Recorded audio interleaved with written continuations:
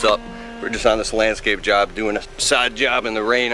We're supposed to have this done yesterday, but I want to talk about something real quick. I once knew a wise old man.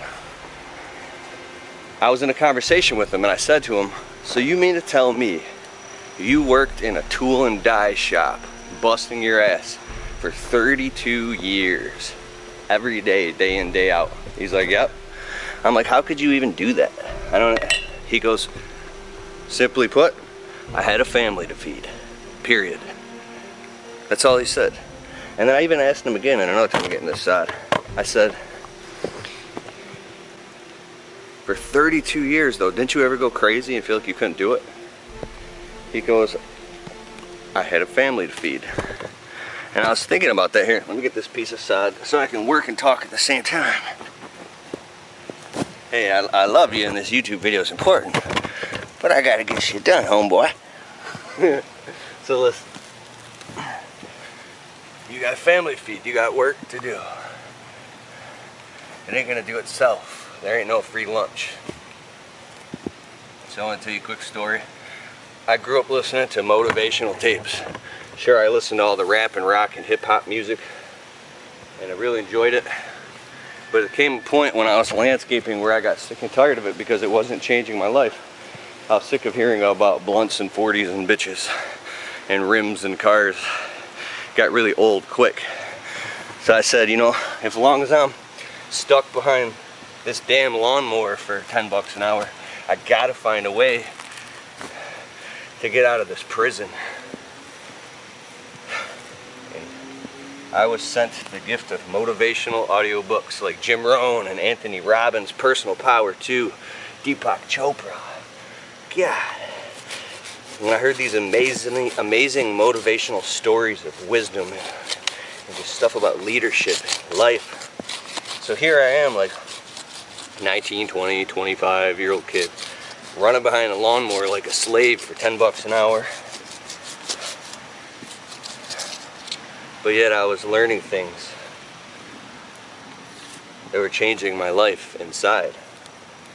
Wisdom and advice that I couldn't get from other people in my real life who were telling me I need to turn that crap off and stick in school and go get a job at a factory like Uncle Don or something, so I can impress the boss and get a raise, and then one day I can get a pension and then I could die. That didn't make sense to me and I was going crazy.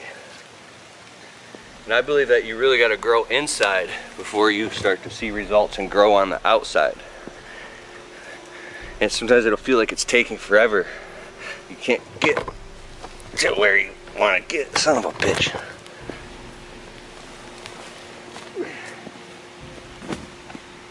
So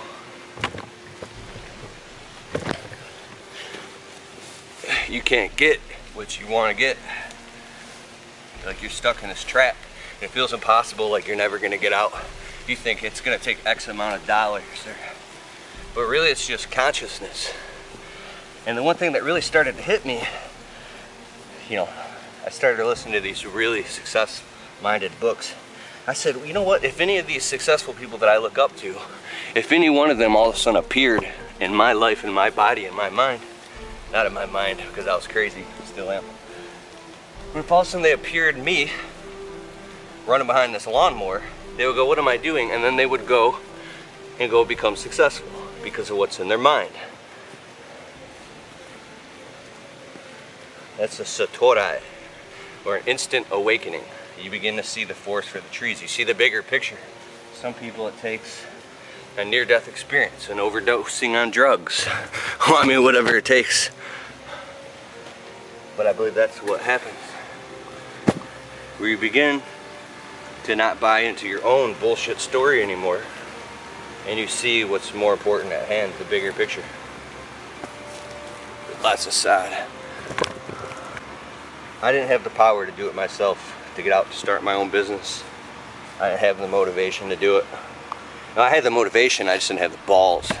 I had all the excuses. I was afraid to grow up and be a man. I saw what real men went through, and their lives were hell. And I saw them, you know, pushing shopping carts through the grocery store at midnight with bags under their eyes. I'm like, I don't want to be that guy. I don't want to be that guy. I would fight and detest it. on that guy now. It's not so bad. It's not bad to grow up. You don't have to be afraid to grow up.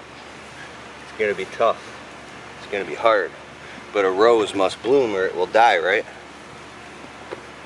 I want you to not be afraid to grow up. Look at that little frog jumping around, running.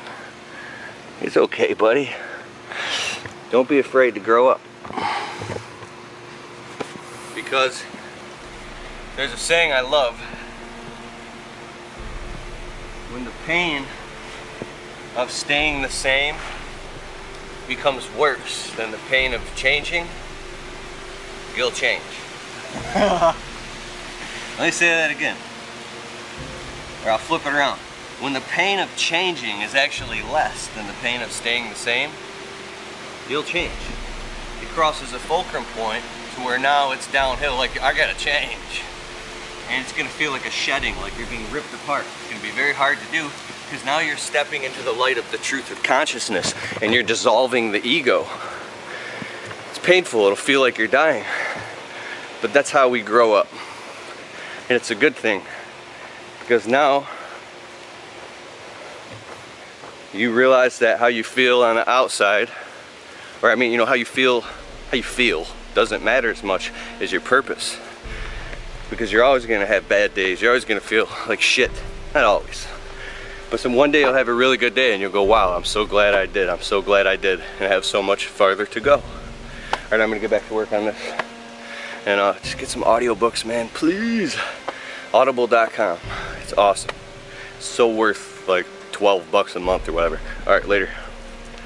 I'll put a link in the description below for Audible.